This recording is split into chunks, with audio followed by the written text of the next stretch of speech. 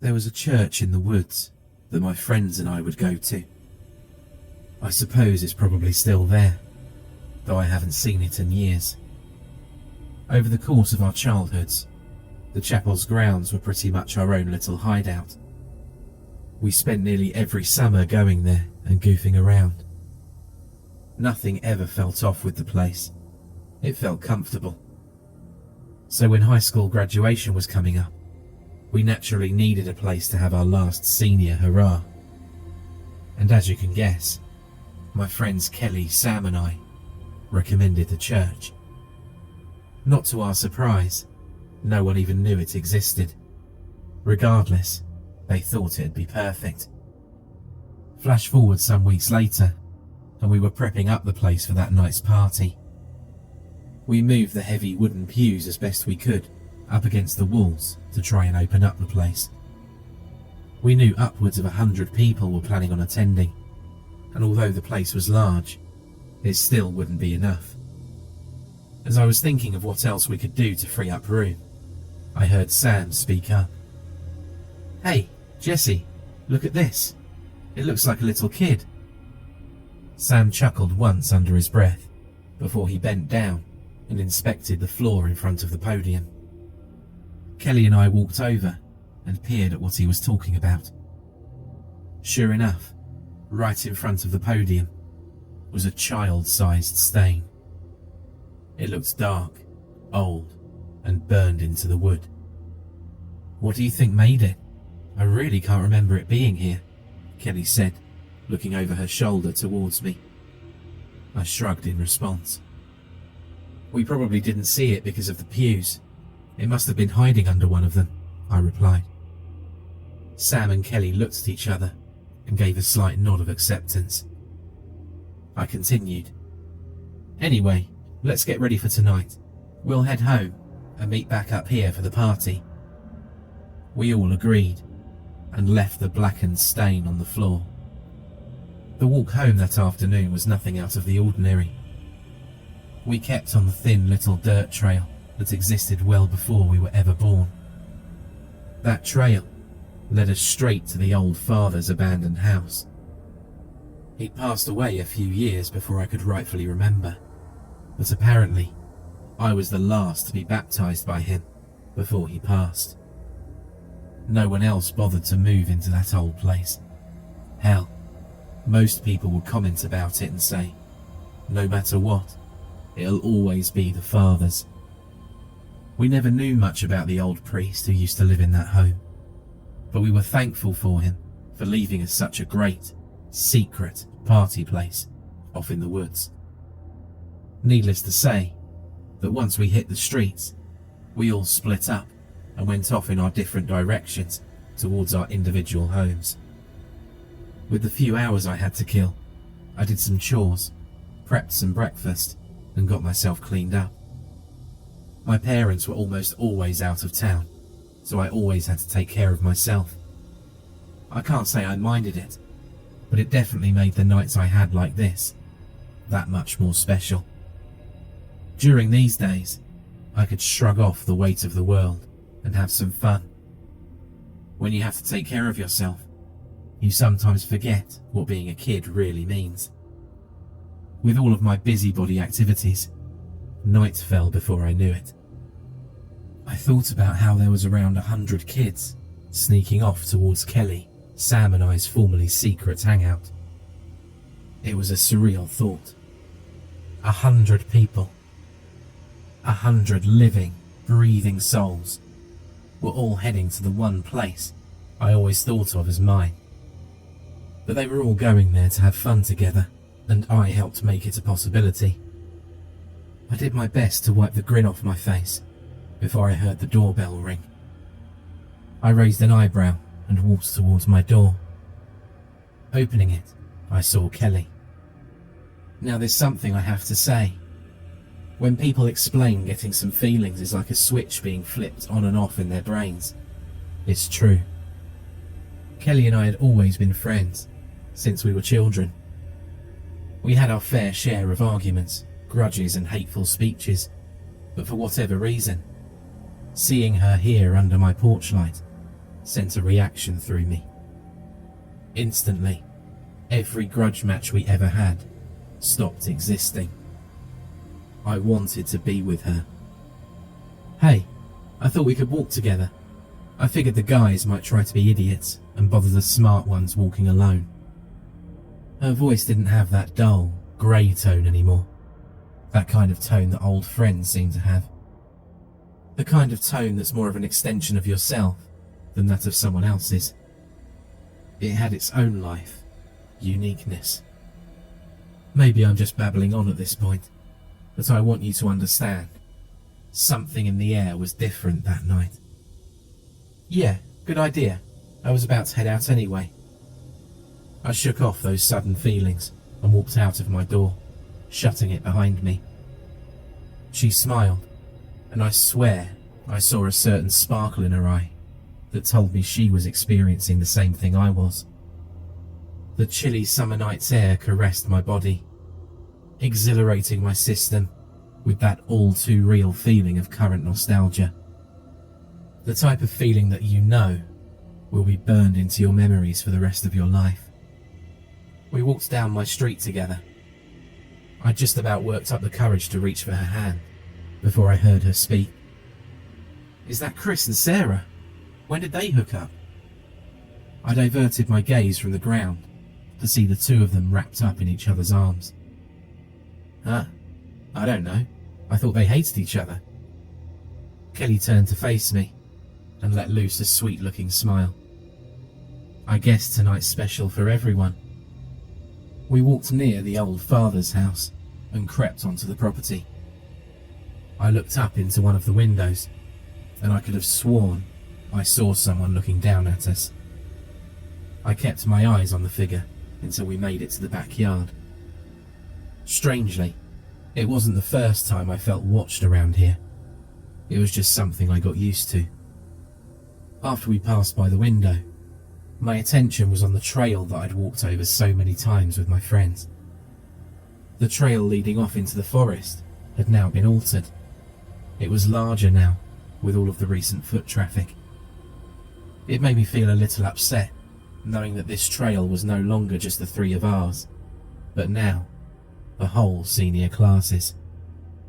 Together we pressed on, occasionally passing a few spare couples that couldn't wait to get to the church to party with each other. The closer we got, the more the air felt different. And sure, part of it might have sprouted from the smell of alcohol that now permeated from the sweat of nearly everyone we passed. But there was also something else. It was almost like smelling helium. It felt lighter than normal oxygen going up into my lungs. I knew I wasn't going crazy either. A few people we passed made comments of feeling lightheaded and seeing a red mist. When I heard that, I kept my eyes open. There was certainly a reddish haze on that dark night, but I couldn't quite see something as thick as mist. Before too long, we reached the old holy grounds. The entrance looked like it was overflowing with people, but fortunately, the music from inside managed to fly through the open air with a fury, allowing people to extend the party under the night sky. Several people outside must have started a bonfire a few minutes before we got there. In the large clearing, students were dancing around the blaze with their shadows exploding and violating the grounds around them. I'm not sure if it was my dazed state, but they looked surreal. Their shadows seemed to move of their own volition around the fire. I felt a tug on my shirt, separating my eyes from the dancers. I turned them onto Kelly as her eyes lit up and she started to jog forward. I squinted my eyes, the red haze stronger now, to wherever she was running. I saw Sam with Kelly's best friend, Riley. I shook my head clear, with a smile parting my lips. Sam had spent middle school through senior year with the biggest crush on that girl, and he finally got her to take a shot with him. I followed just behind Kelly as she stepped up next to Sam. "Oh, hey guys, look who I've got here." He nudged Kelly's friend with his elbow before wrapping his arm around the back of her waist. "Finally gave in?" Kelly said smugly to her friend before she pulled her away from Sam to gossip with her. "Looks like you're having a good time," I said, while turning my head to spy on the girls. "Yeah, tonight's something else, you know." I turned back to look at Sam. He had a sincere smile planted on his lips. When I think of him, that's how I like to imagine him, happy and comfortable. My thoughts were interrupted by a cheer coming from inside the chapel. As the line outside grew thinner, I looked over at Sam, who returned my confusion. There would be no way this many people could fit inside. My buddy and I headed forward, pushing past the commotion around us. We managed to wriggle our way into the building. On the opposite side of the church was a door I'd never seen before, just beyond the podium. False wooden panelling had been torn down, exposing this new space. "What the actual hell?" Sam muttered next to me. I felt something inside of me start to get angry. A type of jealousy from these random kids finding something me and my friends couldn't find our whole lives. I blew past Sam and went straight for a blue-eyed, white-haired kid on the podium.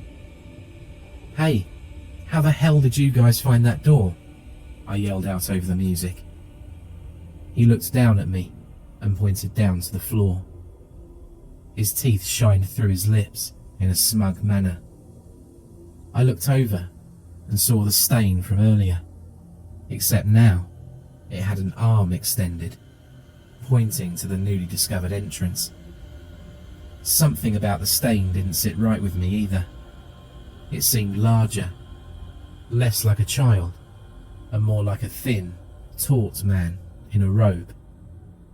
I waved for Sam to come over, and he waded his way through people.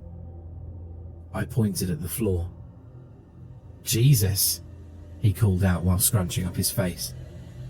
"Should we see where that door goes?" I shook my head. I wanted to wait for Kelly. After all, this was her childhood home just like the rest of us. Exploring without her would feel like cheating. A few minutes passed before we saw her stumble inside with Riley. We herded them over to us, waving like maniacs to get their attention.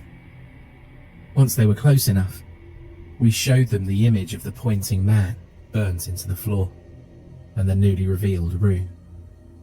Kelly was adamant we explore together. With most of the traffic equalised in the room, finding a way to push past everyone was easy enough. It turned out the next room over was no bigger than the first floor of a small steeple. The only thing of note was the stairs leading downwards in the centre of the room. Our little group made our way over to them and peered down. On the walls lay destroyed stained glass and paintings. They spiralled down along with the stairs. With one foot in front of the other, we all headed down. We each took our time and walked down every step in a single file line, with me and Sam in the front, followed by Kelly and Riley. Each step made the air around us seem hotter, heavier. A certain type of manic dread followed with it. The sort of feeling of adrenaline, anger and depression, all compressed together. I found myself continuously looking backwards at Kelly. It felt like those urges I had earlier were becoming amplified. The only thing that shook them off was the sounds we began to hear. We were close to the bottom when they started being audible. They sounded like moans and gasps, all very sensual in nature. At this point, I wanted to turn away. My mind was already cluttered with thoughts about Kelly. Whatever was down there wasn't going to help. That's when I felt Sam's hand rest on my back, coaching me downward. I pushed the thoughts of leaving out of my head and entered the opening at the bottom of the steps. A large stone door was propped open, exposing the large cavernous room. Directly across from us on the far wall was another stone door. Thick red mist billowed underneath the door, suffocating out all of the oxygen around us. What replaced the air was the same helium type of gas from outside, but amplified to an overbearing level. I managed to snap out of my trance to look around. To my horror, I saw things, shadows of people, reaching out towards lifeless skin suits of students who were stapled against the walls. The shadows used their lengthy fingers to caress the teens' bodies. In response, the skin suits flinched and spasmed, akin to getting hot grease splashed onto their bodies. "We need to get out of here, now," Kelly whispered, her tone begging for support. I heard laughing coming from Sam and Riley. I glanced towards them and froze. Their mouths gaped open, Sam behind me and Riley behind Kelly. The black voids inside of their mouths revealed a second pair of teeth, grinning behind the lifeless mouths of my friends. Several shadowy fingers ripped their way through the skin on their hands. Chunks of meat fell to the floor. Sam's eyes were glazed over in euphoria. I wanted to run, but with Sam directly behind me, I knew that was scarcely possible. Kelly must have felt the same way, as we were both forced into the room that lay in our path. Sam reached his gangly arm upward, mouth still hanging agape. He was pointing towards the door across from us. Kelly was shoved next to me, and she yelped from Riley's touch against her back. My head turned away from her towards the door. When my eyes focused on the stone, I noticed another burn mark start to appear. The shadow of a tall, thin man with an elongated head peered back towards me. His arms were outstretched towards the handle, begging us to open it. My head became more than just a fog at this point. I could feel a sense of desire welling up inside of me. I wanted that door to be open. Somehow, that door being open would give me some sort of pleasure beyond my imagination. We should open it.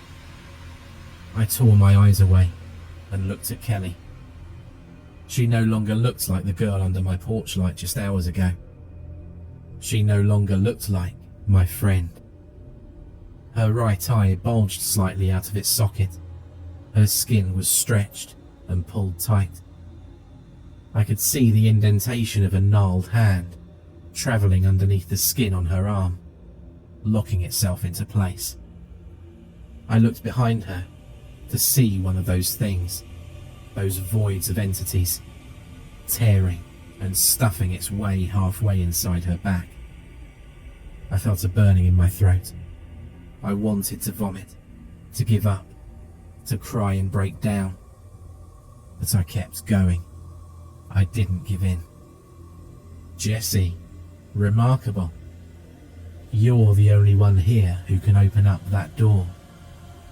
We've waited so long for another to come down here." A voice rang out, echoing amongst the walls. When my eyes turned back to the door, I expected to see the burns, but the burns were gone. Replacing them was the charred image brought to life. Tall, lanky, in possibly good posture. All of this and more couldn't truly describe him. He looked like a man made of stretch putty that was at its limits. His head maintained its unnatural proportions from the burn marks. Its bottom jaw jutted out with a fury, extending to his collarbone, while his cheeks sunk in around his eyes and mouth.